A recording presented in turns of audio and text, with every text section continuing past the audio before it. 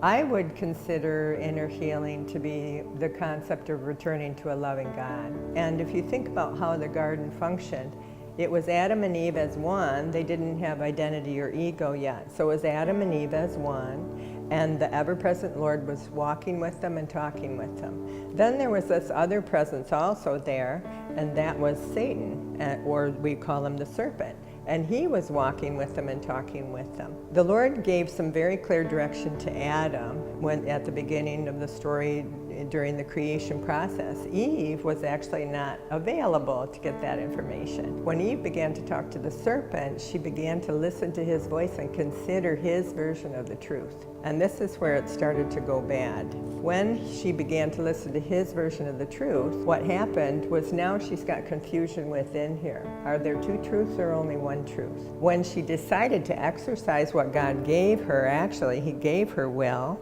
When she decided to exercise the will, some really unfortunate stuff happened.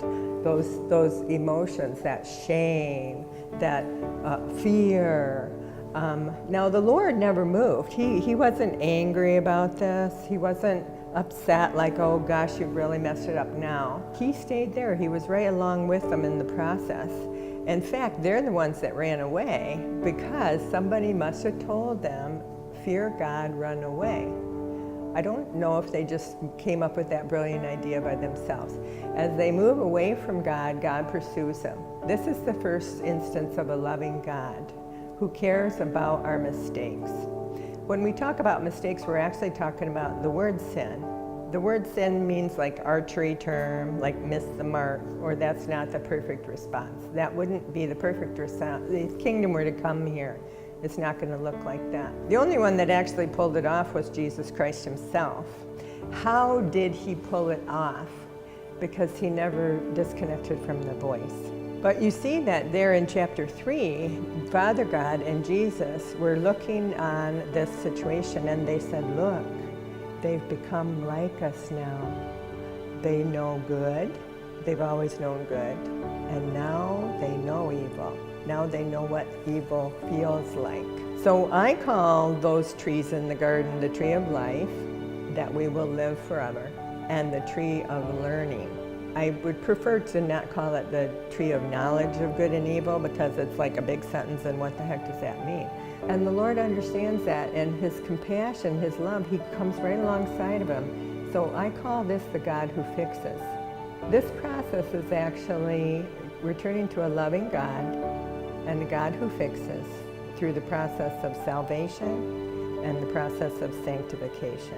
The process of salvation is out of our hands because we do need a God that fixes it. He did from the very beginning, from the garden, and he still needs our cooperation. But the biggest gift that he gave us was will, and we are the one that has authority over the will. So he says, okay, well, now you have felt that. Who told you you were naked? He's drawing out the truth from them.